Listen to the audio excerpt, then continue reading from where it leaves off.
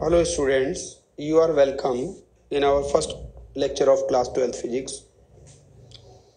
Students, आपने देखा होगा कि जब हम किसी प्लास्टिक कॉम को सूखे बालों के अंदर घुमाते हैं तो दोबारा से कॉम को बालों के करीब लाने पर वही बाल कॉम की तरफ अट्रैक्ट होकर के सीधे खड़े हो जाते हैं। इसका मतलब है कि वही कॉम अब बालों को अपनी ओर अट्रैक्ट करने लगता है। और न केवल बालों को, अगर हम कागज के छोटे छोटे टुकड़े करके एक मेज पर डाल दें और उसी कॉम को इन टुकड़ों के करीब लाया जाए तो ये कॉम उन छोटे छोटे कागज के टुकड़ों को भी अपनी ओर अट्रैक्ट करने लगता है। और न केवल कागज के छोटे टुकड़ों को बल्कि दूसरी छोटे ऑब्जेक्ट्स को भी ये अपनी ओर अट्रैक्ट करने लगता है। स्टूडेंट्स, इसी तरह की एक इंसिडेंट 600 BC में ग्रीक साइंटिस्ट थेल्स ने रिकॉर्ड की थी। उन्होंने जब पाया कि एक अंबर नाम का सब्सटेंस है जिसे सिल्क या वुल के साथ रब करने के बाद उसके अंदर छोटे छोटे ऑब्जेक्ट्स को अपनी ओर अट्रैक्ट करने की प्रॉपर्टी आ जाती है। अंबर को ग्रीक लैंग्वेज में इलेक्ट्रॉन कहा जाता है। इसी वर्ड इलेक्ट्रॉन से इंस्पायर होकर के ही named the reason behind the attracting property of the rubbed substances as electricity. इस तरह से आप समझ सकते हैं कि इलेक्ट्रिसिटी वर्ड का इस्तेमाल पहली बार कहाँ हुआ और इसका ओरिजिन क्या है। अब चूंकि जो इलेक्ट्रिसिटी, ये हम कहते हैं कि रब किए गए ऑब्जेक्ट्स के अंदर दूसरी चीजों को अट्रैक्ट करने की जो प्रॉपर्टी आई, इस प्रॉपर्टी का जो रीजन है हमने कहा ये इलेक्ट्रिसिटी है। और चूंकि इलेक्ट्रिसिटी कैसे आई, चीजों को रब करने से आई, इसलिए इस तरह की इलेक्ट्रिसिटी को हम लोग फ्रिक्शनल इलेक्ट्रिसिटी बोलते हैं और या फिर स्टैटिक इलेक्ट्रिसिटी बोलते हैं। अब हम लोग समझ चुके हैं इलेक्ट्रिसिटी क्या है और फ्रिक्शनल इलेक्ट्रिसिटी किसे कहते हैं। इसके बाद यहाँ पर हम लोग इसमें आपके सामने जो स्क्रीन पर दिखाई दे रहा है, लास्ट की 3 लाइन हम देखेंगे।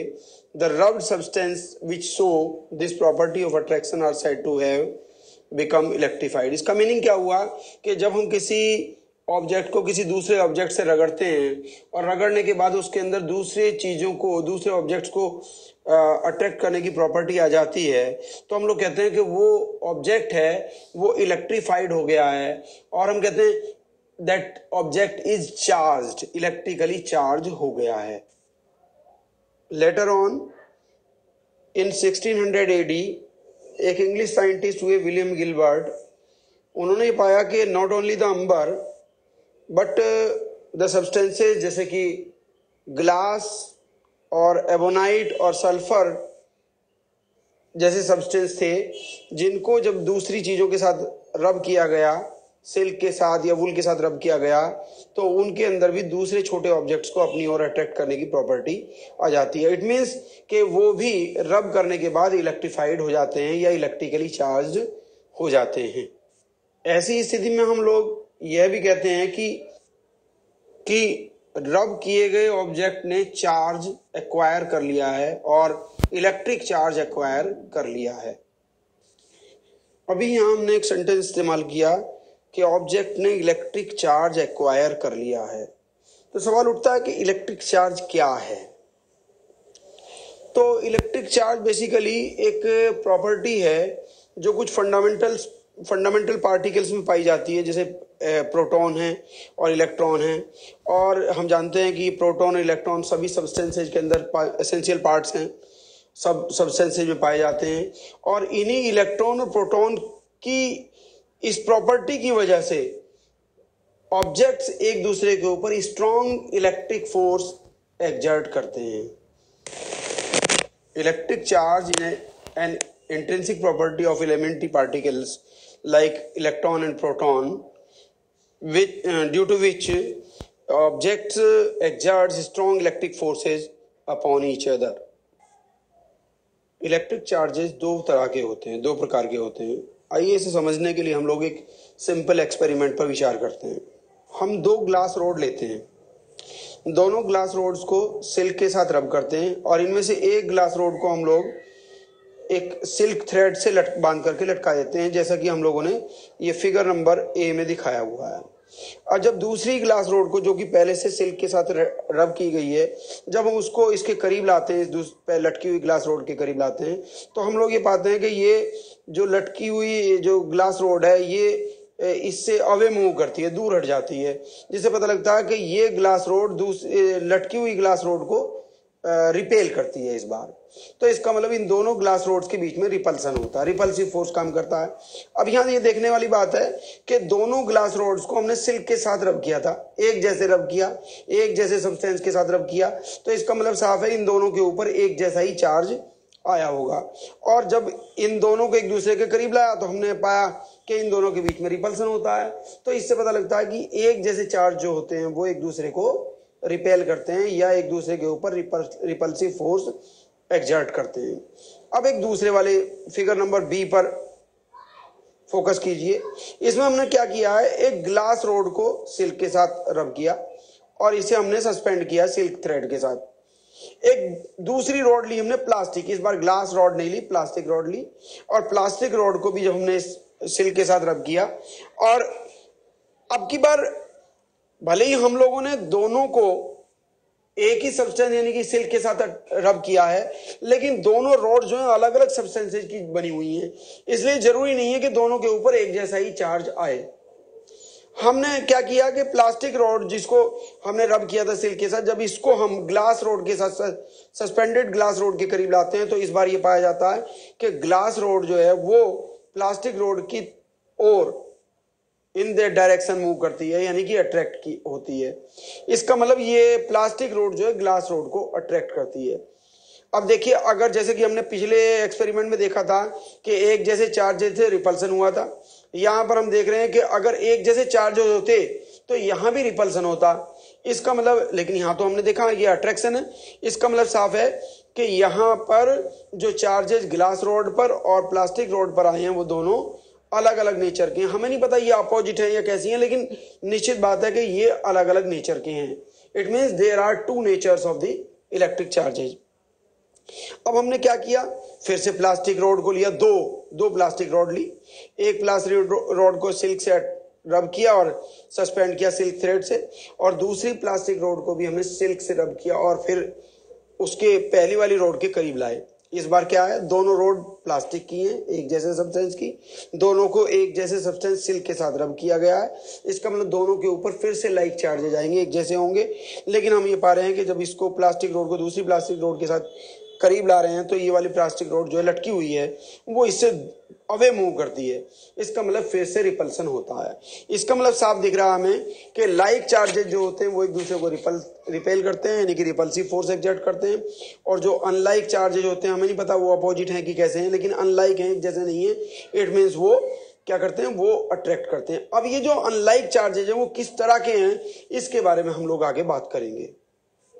जब हम किसी प्लास्टिक रॉड को सिल्क के साथ रब करते हैं तो हम कहते हैं कि जो प्लास्टिक रॉड है वो चार्ज हो जाती है, इट मीन्स उसके ऊपर इलेक्ट्रिक चार्ज आ जाता है, it acquires electric charge. But not only the plastic rod, जो सिल्क क्लॉथ जो था हमने जिससे इसको रगड़ा था उसके ऊपर भी एक चार्ज आ जाता है। और हम लोग देखते हैं कि प्लास्टिक रोड भी छोटे छोटे ऑब्जेक्ट्स को अट्रैक्ट करती है, और वो जो सिल्क क्लॉथ है जिससे इसको रगड़ा गया था, रब किया गया था, उसको अगर हम छोटे ऑब्जेक्ट्स के करीब लाएं वो भी उनको अट्रैक्ट करता है, यानी कि उसके ऊपर भी चार्ज है। अब कैसा चार्ज है हमें नहीं मालूम, लेकिन अब हम एक उल्टा काम करते हैं कि हम इस प्लास्टिक रोड को इस सिल्क कपड़े के अंदर लपेट करके रख देते हैं और थोड़ा सा समय के लिए, थोड़े टाइम के लिए छोड़ देते हैं, और फिर कपड़े को हटा करके दोबारा से प्लास्टिक रोड को फिर छोटे छोटे ऑब्जेक्ट्स के पास लाते हैं, तो हम ये पाते हैं कि अब उसके अंदर वो जो अट्रैक्टिंग प्रॉपर्टी थी वो डिस्ट्रॉय हो जाती है। अब वो किसी ऑब्जेक्ट को अट्रैक्ट नहीं कर पाता। इसका मतलब क्या है कि उसका चार्ज चला गया। चार्ज कितना हो गया, 0 हो गया। अब अगर हम जो सिल्क का कपड़ा था उसको भी अगर हम किसी दूसरे ऑब्जेक्ट के पास लाएं तो अब वो भी उन छोटे ऑब्जेक्ट्स को अट्रैक्ट नहीं करता। इसका मतलब उसका भी चार्ज चला गया। इट मीन्स क्या है, इसका मतलब ये है कि इन दोनों ऑब्जेक्ट्स के ऊपर जो चार्जेस थे वो इस तरह के थे कि जब उन दोनों को एक दूसरे के कांटेक्ट में रखा गया तो उन चार्जेस ने एक दूसरे को डिस्ट्रॉय कर दिया, कह सकते हैं आप लोग, फिनिश कर दिया, कह सकते हैं आप लोग। इसका मतलब ये जो चार्जेस जो थे इस तरह के थे, जैसे कि हम लोग जानते हैं कि हम जानते हैं पॉजिटिव नंबर और नेगेटिव नंबर कैसे होते हैं, एक +2 है और एक दूसरा -2 है। अगर मैं इन दोनों नंबर्स को ऐड कर दूं तो हम क्या पाते हैं, ये +2 और -2 मिलकर के क्या बन जाते हैं, 0, यानी कि नंबर खत्म हो गया, नंबर फिनिश 0 हो गया। बिल्कुल यही प्रॉपर्टी हमने यहाँ देखने को मिली कि दो चीजों पर चार्जेस हैं, इस पर भी है और उस पर भी हैं। जब दोनों को एक दूसरे के कांटेक्ट में रखा गया तो दोनों ने एक दूसरे को डिस्ट्रॉय कर दिया, खत्म कर दिया, 0 कर दिया, न्यूट्रल कर दिया। इस तरीके से हमें लगता है कि इन चार्जेज की नेचर बिल्कुल वैसी है जैसे कि पॉजिटिव और नेगेटिव नंबर्स की होती है।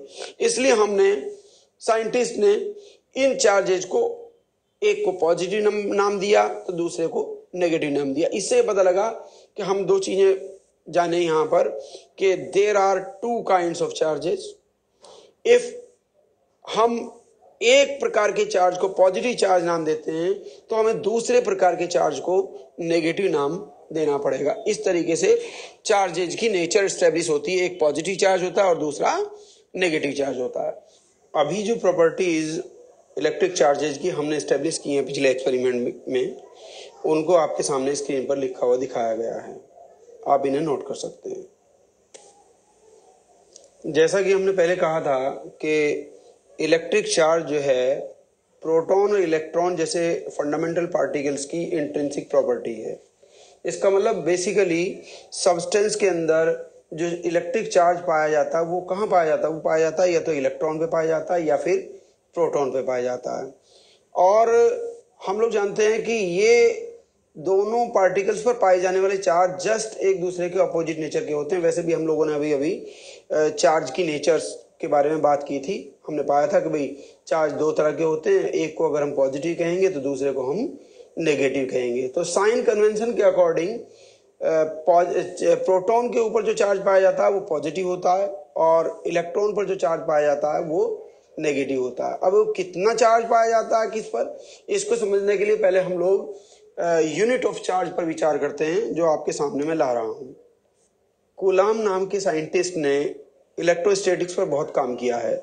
सो उन्हीं को ऑनर देने के लिए चार्ज की जो यूनिट है उसको भी कूलाम नाम दिया गया है। दैट मीन्स 1 कूलाम, ये एक चार्ज की, इलेक्ट्रिक चार्ज की यूनिट है। लेकिन इन प्रैक्टिस हम लोग पाते हैं कि 1 कूलाम चार्ज जो होता है बहुत बड़ा होता है, बहुत बड़ा अमाउंट है। और इन प्रैक्टिस जो है इससे छोटे जो चार्ज यूनिट्स हैं उनका इस्तेमाल किया जाता है, जिसे हम लोग माइक्रो कूलाम कहते हैं या फिर पिको कूलाम कहते हैं, जो आपके सामने लिखा गया है। एक माइक्रो कूलाम जो होता है वो 10⁻⁻⁶ कूलाम के बराबर होता है। और कूलाम के लिए आप लोग देख रहे हैं कि कैपिटल C सिंबल का प्रयोग किया था कूलाम के लिए। और एक पिको कूलाम जिसको हम लोग 1 PC लिख देते हैं, ये लिखा हुआ है आपके सामने यहाँ पर। ये पिको कूलाम जो होता है वो 10⁻12 कूलाम के बराबर होता है। अब यहाँ पर हम जाते हैं इलेक्ट्रॉन के ऊपर कितना चार्ज पाया जाता है। तो यहाँ लिखा गया है an electron possesses a negative charge of this much quantity 1.6 × 10⁻19 coulomb. और एक प्रोटॉन के ऊपर जो चार्ज होता है पाया तो इतना ही जाता है, इतना ही चार्ज होता है उसके ऊपर भी, लेकिन वो पॉजिटिव नेचर का होता है। सो यहाँ हमने लिखा है charge on an electron this is here and charge on proton is this much here. Magnitude of the charge on electron और प्रोटॉन यू में से उसको हम लोग स्मॉल e से डिनोट करते हैं, जिसकी वैल्यू ये लिखी गई है E = 1.6 × 10⁻19 कूलाम। अब सवाल उठता है कि ऑब्जेक्ट्स को रब करने के बाद उनके ऊपर चार्ज कहाँ से आ जाता है या वो चार्ज कैसे एक्वायर कर लेते हैं। इसको समझने के लिए हम लोगों को electronic theory of origin of charge को समझना होगा, जो मैं आपके सामने लाने वाला हूं। तो हम लोग जानते हैं कि सब्सटेंसेज कैसे बने हुए हैं, हम लोग जानते हैं सब एटम्स से बने हुए हैं। और एटम्स में क्या होता है, एटम्स में सेंट्रल पार्ट में न्यूक्लियस होता है। न्यूक्लियस में क्या होता है, कुछ न्यूट्रॉन्स होते हैं और कुछ प्रोटॉन्स भी होते हैं। और न्यूक्लियस के चारों तरफ हम लोग जानते हैं कि वो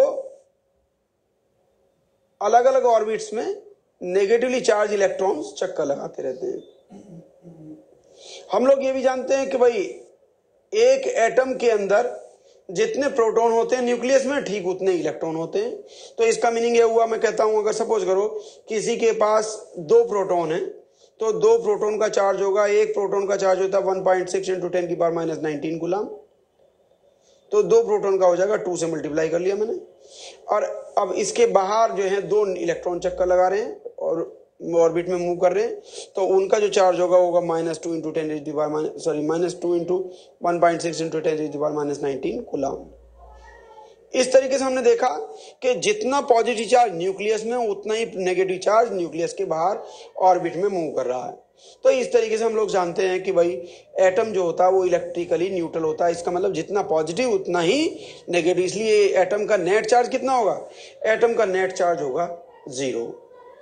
अब हम लोग ये भी जानते हैं कि जब सब्सटेंसेज किससे बने? एटम से मिलकर बने हैं, और हर एटम इलेक्ट्रिकली न्यूट्रल है। इसका मतलब हर एटम का नेट चार्ज 0 है, इसलिए पूरे सब्सटेंस का भी नेट चार्ज 0 होगा। इसका मतलब सब्सटेंसेज जो होते हैं वो इलेक्ट्रिकली न्यूट्रल होते हैं।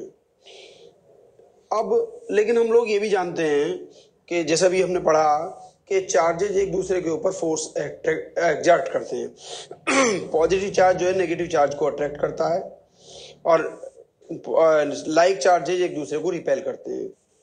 हम जानते हैं कि हर एक एटम का जो न्यूक्लियस, सेंट्रल न्यूक्लियस होता है वो पॉजिटिवली चार्ज होता है, क्योंकि उसके अंदर प्रोटॉन है, और नेगेटिव इलेक्ट्रॉन जो होते हैं वो इसके चारों तरफ ऑर्बिट्स में मूव करते हैं। तो जो पॉजिटिव न्यूक्लियस है वो नेगेटिव इलेक्ट्रॉन के ऊपर एक अट्रैक्टिव फोर्स अप्लाई करता है, जिसकी वजह से ये इलेक्ट्रॉन जो हैं वो अपने ऑर्बिट में मूव करते हैं और न्यूक्लियस के साथ अटैच रहते हैं। न्यूक्लियस को छोड़ करके या अपने ऑर्बिट को छोड़ करके बाहर नहीं जा सकते। अब ये जो फोर्स होता है इन दोनों के बीच में, न्यूक्लियस ने जो इलेक्ट्रॉन पर जो फोर्स लगाया है वो फोर्स जो है वो डिस्टेंस के स्क्वायर के इनवर्सली प्रोपोर्शनल होता है। इसका मतलब इस ऑर्बिट की रेडियस जितनी ज्यादा होगी उतना ही फोर्स वीक होता चला जाएगा। इसका मतलब जो आउटर मोस्ट ऑर्बिट के जो इलेक्ट्रॉन होते हैं ये, फिर उसके बाद और दूसरा ऑर्बिट आया ये, तो इनकी जो डिस्टेंस है वो न्यूक्लियस से दूर वो बढ़ती चली जाती है, और इसी वजह से ये फोर्स जो है वो कमजोर हो वीक होता चला जाता है। जो आउटर मोस्ट ऑर्बिट के जो इलेक्ट्रॉन्स होते हैं वो सबसे वीक फोर्स के द्वारा न्यूक्लियस से अटैच रहते हैं। हम ये भी जानते हैं कि एक ही सब्सटेंस के सभी एटम्स एक जैसे होते हैं, उनके अंदर सेम नंबर ऑफ प्रोटॉन्स होंगे, सेम नंबर ऑफ इलेक्ट्रॉन्स होंगे, और जो आउटर मोस्ट ऑर्बिट के जो इलेक्ट्रॉन्स होंगे, सपोज करो दो अलग अलग एटम्स में ले लूँ, एक ये न्यूक्लियस एक ये न्यूक्लियस, ये इसका आउटर मोस्ट ऑर्बिट ये इसका आउटर मोस्ट ऑर्बिट, तो इनकी जो डिस्टेंस होगी दोनों के लिए सेम होगी, और जब दोनों के लिए सेम होगी तो इसके आउटर मोस्ट ऑर्बिट के जो इलेक्ट्रॉन होंगे और इसके आउटर मोस्ट ऑर्बिट के जो इलेक्ट्रॉन होंगे वो सिमिलर फोर्सेस से या इक्वल मैग्नीट्यूड के फोर्स के द्वारा जो है न्यूक्लियस से अटैच रहेंगे।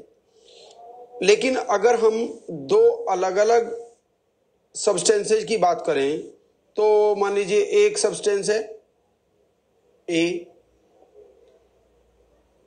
इसका जो एटम है इसका जो आउटर मोस्ट ऑर्बिट है वो छोटा है, यानी कि यहाँ जो इलेक्ट्रॉन है वो न्यूक्लियस के ज्यादा करीब है as compare to the other atom. ये दूसरा सब्सटेंस है बी, इसका जो न्यूक्लियस एटम है वो बड़ा है, उसके अंदर कई ऑर्बिट्स हैं। जब कई ऑर्बिट्स हैं तो इसके अंदर जो आउटर मोस्ट ऑर्बिट के जो इलेक्ट्रॉन्स होंगे वो कंपैरेटिवली न्यूक्लियस से ज़्यादा डिस्टेंस पर होंगे, और इसलिए इनके ऊपर जो फोर्स लगेगा वो, मान लीजिए मैं कहता हूँ यहाँ पर ये जो फोर्स लग रहा है ये है एफ ए, और ये जो फोर्स लग रहा है ये है एफ बी।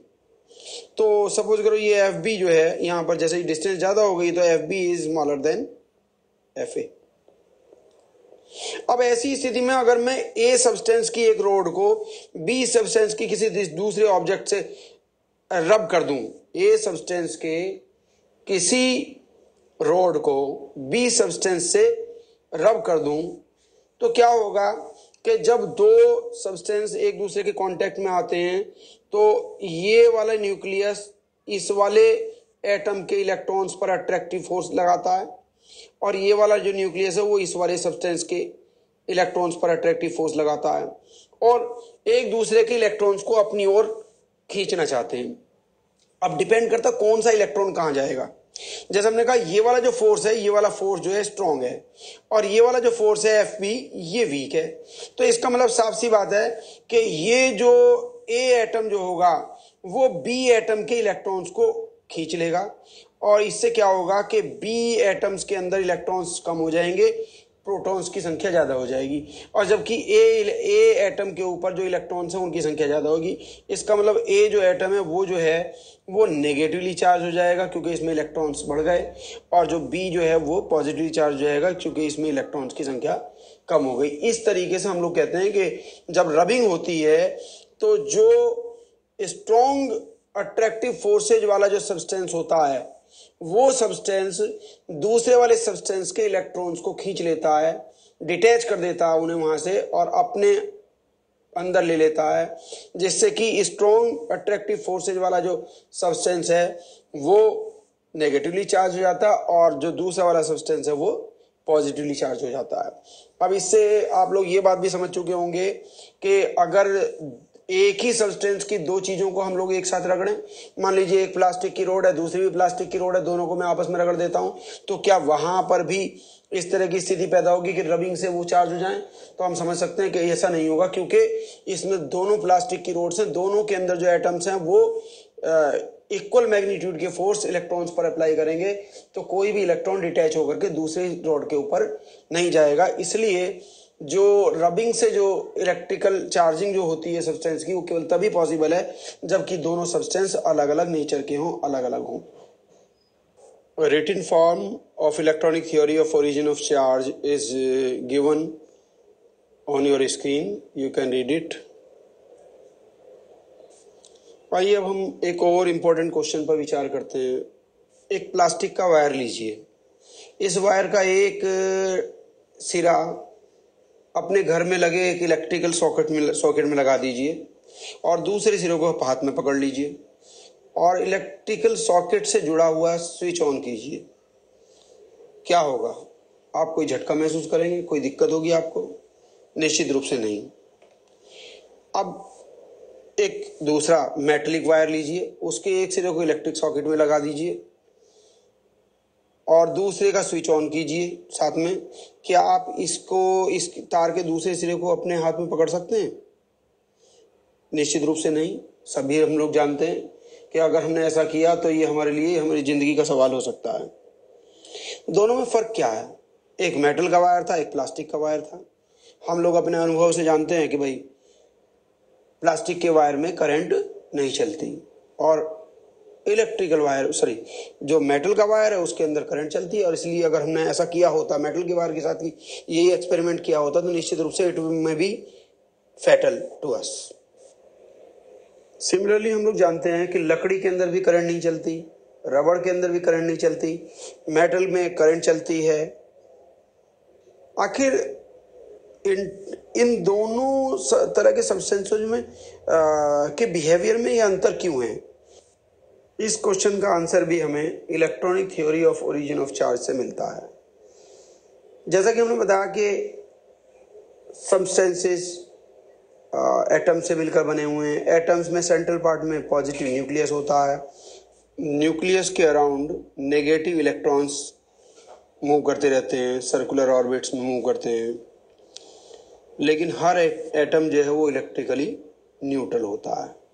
लेकिन मेटल्स में एक विशेषता पाई जाती है कि मेटल्स के अंदर जो आउटर मोस्ट ऑर्बिट के जो इलेक्ट्रॉन्स होते हैं उनके पास इतनी सफिशिएंट एनर्जी होती है कि वो एक ही एटम के साथ अटैच हुए नहीं रह पाते। मतलब कहने का न्यूक्लियस का जो फोर्स होता है उनके ऊपर वो इतना स्ट्रांग नहीं होता कि वो उतने एनर्जेटिक इलेक्ट्रॉन को बाउंड करके रख सके। तो इसलिए हर एटम से ऑलमोस्ट एक इलेक्ट्रॉन जो है वो आउटर मोस्ट ऑर्बिट को छोड़ करके बाहर निकल जाता है। तो इस तरीके से क्या होगा कि जो एटम के ऊपर एक इलेक्ट्रॉन की कमी हो जाएगी। जब इलेक्ट्रॉन की कमी होगी तो इसका मतलब वो पॉजिटिवली चार्ज हो जाएगा, इसके ऊपर एक इलेक्ट्रॉन के बराबर पॉजिटिव चार्ज आ जाएगा, और जो इलेक्ट्रॉन इससे निकल करके बाहर चला गया, ये यहाँ आ गया, ये इलेक्ट्रॉन अब फ्री हो जाता है, वो अब किसी भी एटम का हिस्सा नहीं है। और जब ऐसा होता है तो वो ऐसे जितने भी इलेक्ट्रॉन होते हैं, मान लीजिए एक सब्सटेंस, हमने एक मेटल का टुकड़ा लिया, उसके अंदर सपोज करो 10⁴ एटम्स है टोटल, और हर एक ने एक इलेक्ट्रॉन एमिट कर दिया, तो इसका मतलब 10⁴ electrons are available in that metal, और वो इलेक्ट्रॉन जो है कैसे हैं, वो किसी भी एटम का हिस्सा नहीं है, वो फ्री हैं, वो पूरे मेटल के वॉल्यूम के अंदर कहीं भी मूव करने के लिए फ्री हैं, और एक स्थान से दूसरे स्थान को, एक प्लेस से दूसरे प्लेस को वो फ्रीली मूव कर सकते हैं। तो ये तो स्ट्रक्चर है किसकी, मेटल्स की। मेटल्स के अंदर a large number of free electrons are available which are capable of moving anywhere throughout the whole volume of the metal. दूसरी तरफ क्या होता है, जो दूसरे सब्सटेंस है जैसे कि रबड़ है, जैसे कि प्लास्टिक है, जैसे कि वुड है, तो इन सब में स्थिति अलग होती है कि इनके अंदर आउटर मोस्ट ऑर्बिट या इनर मोस्ट ऑर्बिट, किसी भी ऑर्बिट के इलेक्ट्रॉन्स के पास इतनी एनर्जी नहीं होती कि वो अपने ऑर्बिट को छोड़ करके बाहर मूव कर सके। इसका मतलब क्या हुआ कि all electrons are strongly attached to their nucleus, therefore no free electrons is available in such substances and that is why no current is permitted to flow in these substances। इसलिए हम कहते हैं कि वुड में, rubber में, plastic में, इनके अंदर चूंकि फ्री इलेक्ट्रॉन्स नहीं होते इसलिए इनके अंदर करंट नहीं चलती। इसी आधार पर हम लोगों ने सब्सटेंसेज को 3 पार्ट्स में बांटा हुआ है, कंडक्टर्स, इंसुलेटर्स एंड सेमीकंडक्टर्स, जो मैं आपके सामने अभी स्क्रीन पर लाने जा रहा हूं। फ्री इलेक्ट्रॉन्स की अवेलेबिलिटी के बेस पर ही हम लोगों ने सब्सटेंसेज को 3 कैटेगरीज में डिवाइड किया हुआ है। नंबर 1 पे लिखा है यहाँ पर conductors, these are the substances in which a large number of free electrons are available. इसलिए क्या होगा कि electric current easily pass through them, all metals fall in this category. सारे मेटल्स जो हैं इलेक्ट्रिक कंडक्टर होते हैं, और हम लोग जानते हैं सबसे बेस्ट कंडक्टर कौन सा होता है, वो सिल्वर है, क्योंकि उसके अंदर number of free electrons are largest.